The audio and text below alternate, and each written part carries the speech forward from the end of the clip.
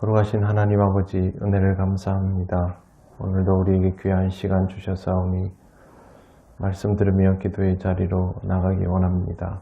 우리를 인도하여 주시옵소서. 예수님 이름으로 기도드립니다.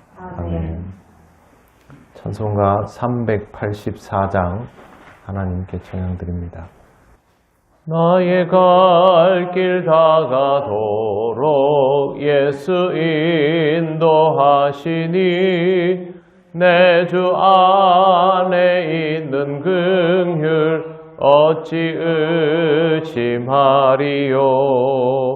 믿음으로 사는 자는 하늘 위로 받겠네.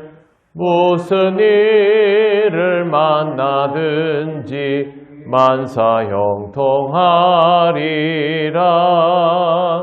무슨 일을 만나든지 만사형통하리라. 나의 갈 길 다가도록 예수 인도하시니 어려운 일 당한 때도 족하는 해 주시네. 나는 심히 고단하고 영혼 매우 갈하나 나의 앞에 반석에서 샘물나게 하시네. 나의 앞에 반석에서 샘물나게 하시네. 나의 갈 길 다가도록 예수 인도하시니 그의 사랑 어찌 큰지 말로 할 수 없도다. 성령 감화 받은 영혼 하늘 날아갈 때에 영영 부를 나의 찬송 예수 인도하셨네. 영영 부를 나의 찬송 예수 인도하셨네.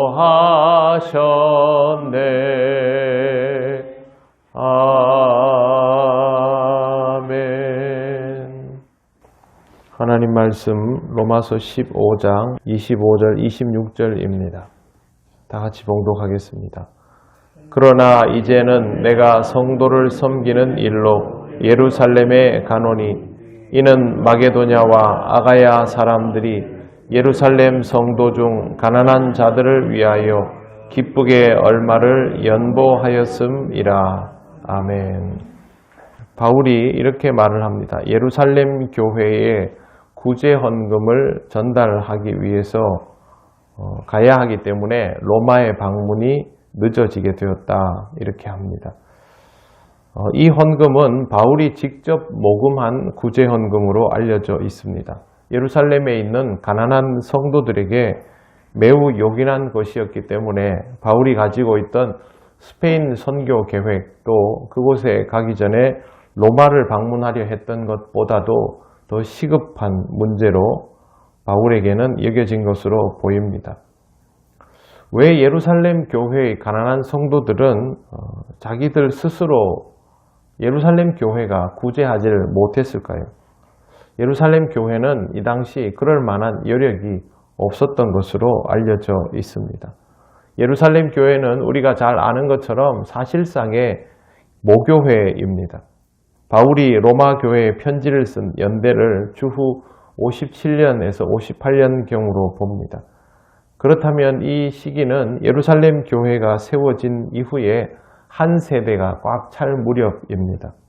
그 사이 지중해 지역에는 많은 교회들이 세워졌습니다. 바울도 많이 그랬지만 다른 유랑 전도사들도 열심히 복음을 전하면서 교회를 세웠습니다. 우리가 신약 성경 서신서를 통해 만나는 여러 교회의 이름들이 이 시대에 세워진 교회들입니다.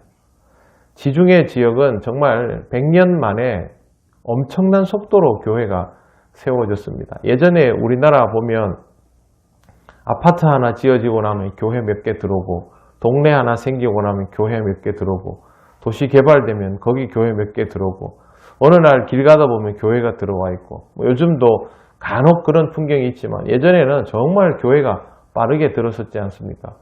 그런 식으로 요즘은 뭐 시대가 이렇다 하지만 지금부터 2000년 전 지중해 지역이 기독교인들이 지나갔다 하면 교회가 세워진 그런 역사가 일어났음을 우리는 성경에서 또 역사를 통해서 잘 알고 있습니다. 지중해 지역에는 이렇게 교회가 세워지고 모두들 성장하는데 이제 막 한 세대를 지난 예루살렘 교회는 성장하지 못하고 스스로 자신의 교회의 성도들의 구제하는 사역도 감당하지 못하는 그런 상태가 되어버린 것입니다. 자기들이 구제를 하지 못하니까 선교사들에게 요청을 해서 다른 교회에다가 구제 헌금을 모금해가지고 가지고 오는 이런 형태입니다.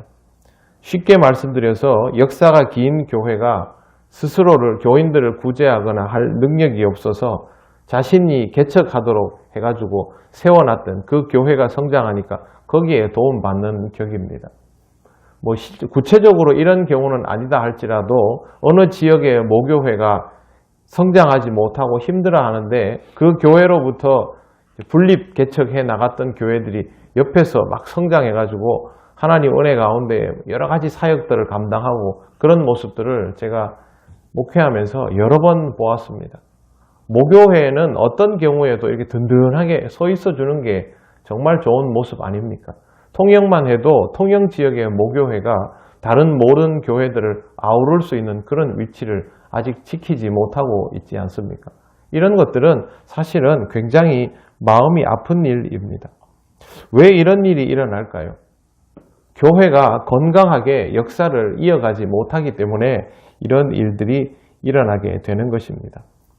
1, 2차 세계대전이 끝난 후 서구교회의 모습에 대해서 우리는 잘 모르지요.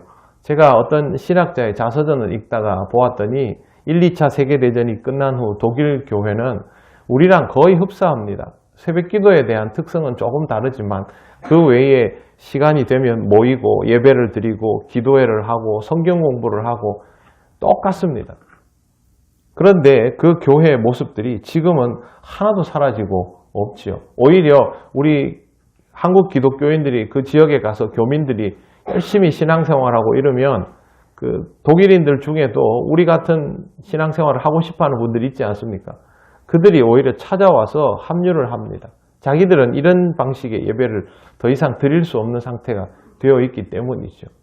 오히려 기독교의 본질인 이러한 것들에 대해서 도움을 받아야 하는 그런 상황이 되어버린 겁니다. 시간이 좀 더 지나 보십시오. 복음이 여전히 살아있고 예배가 드려지고 있는 지역에서 우리에게 복음을 전해주었던 지역으로 선교사를 파송하는 일들이 늘어나게 될 것입니다. 예루살렘 교회의 모습이 이와 무엇이 다릅니까? 실제로 예루살렘 교회는 소멸이 되어버립니다. 예루살렘이 멸망하기도 전에 이 교회가 먼저 주저앉아 버리는 그런 일이 있습니다. 이유는 아주 간단합니다. 예루살렘 교회는 이방 지역의 교회를 세우면서도 이방인들을 위하여 교회를 세운다는 생각을 하지 못했던 사람들이고 이방인들을 복음의 범주 안에 잘 넣지 못했던 사람들입니다. 자기들끼리만 생각했던 것이죠. 물론 바울 같은 이들을 통하여 디아스포라들이 구제 헌금을 보내기도 하고 했지만 자기들 스스로 변화되지 못하면 이 교회는 한 세대가 지나면 소멸될 수밖에 없는 겁니다. 교회는 세대가 바뀔 때마다 위기를 경험합니다. 세대 교체를 잘 못 이루면 그 교회는 소멸되고 맙니다. 그걸 하지 않으려면 교회는 적어도 30년마다 한 번씩은 완전히 변화되는 모습을 가져야만 그 다음 세대로 갈 수 있습니다. 100년이 넘는 역사를 가진 교회들이 여전히 건강하게 있다면 그 교회는 자신들이 가져온 것들을 꾸준히 끌고 온 교회가 아니라 30년에 한 번씩은 세상이 뒤집어질 정도의 변화를 경험하고 그걸 이겨냈던 사람들이라는 뜻입니다.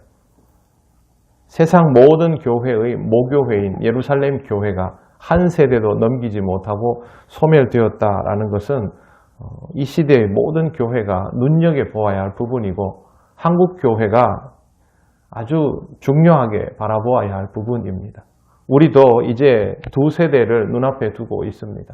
세대 교체를 한 번 이루었고 또 한 번의 세대 교체를 이루어야 하는 시점에 와 있는 것이죠. 지켜야 할 것들은 잘 지켜야 하겠지만 엄청난 변화들을 감내하지 않으면 다음 세대에 이 교회를 물려주지 못할 수도 있다는 것을 꼭 기억해야 하며 항상 우리를 통하여 누군가가 신앙적으로 모범을 얻게 되고 또 도움을 받게 된다는 것을 잊지 말아야 합니다. 예루살렘 교회 교인들도 다른 사람들을 돕고 싶죠. 우리 교회, 자기 교회 교인들을 돕고 싶죠. 그러려면 더 건강한 모습으로 신앙을 잘 지켜나가고 다음 세대에 물려줄 수 있는 교회가 되어야 합니다. 그래도 우리 교회 안에서 다른 분들보다 더 일찍 일어나서 교회를 위해서 열심히 기도하는 여러분들에게 먼저 이걸 전합니다. 항상 하나님 안에서 소중한 것들을 지켜나가시고 다음 세대를 위하여 이 교회를 어떻게 변모시켜 나갈까도 먼저 고민하여 주시고 열심히 기도하심으로 우리 교회도 아름다운 세대 교체를 이루어가므로 예루살렘 교회와 같은 이런 모습이 아니라 지중해 지역의 다른 교회들처럼 역사 속에서도 꿋꿋이 살아남는 또 더 건강해지는 그런 교회가 될 수 있도록 기도하고 힘쓰시기를 바랍니다. 기도드리겠습니다. 하나님 은혜를 감사합니다. 우리에게 맡겨주신 주님의 몸된 교회를 믿음 안에서 잘 지켜나갈 뿐만 아니라 더욱 강건하게 세워나갈 수 있기를 원합니다. 우리 시대에 행복했던 교회만이 아니라 다음 시대에는 더욱더 주의 뜻을 잘 실천할 수 있는 건강하고 아름다운 교회로 하나님 앞에서 세워져 갈 수 있도록 성령 하나님 우리에게 역사하여 주시고 항상 우리 교회를 지키시고 인도하여 주시옵소서. 다른 사람들을 품고 섬길 수 있는 건강한 교회로 더욱더 변모하며 성장해 나가기를 원합니다. 하나님 앞에서 늘 새로운 역사를 쓰면서도 신앙의 본질을 잘 지켜나가는 우리 교회가 되게 하여 주시옵소서. 오늘도 하나님의 인도하심을 따라 귀한 마음으로 영광을 돌리며 살아가는 우리 통영교회 모든 성도가 되게 하여 주시기를 간절히 원하오며 예수님 이름으로 기도드립니다. 아멘. 하늘에 계신 우리 아버지, 아버지의 이름을 거룩하게 하시며 아버지의 나라가 오게 하시며 아버지의 뜻이 하늘에서와 같이 땅에서도 이루어지게 하소서.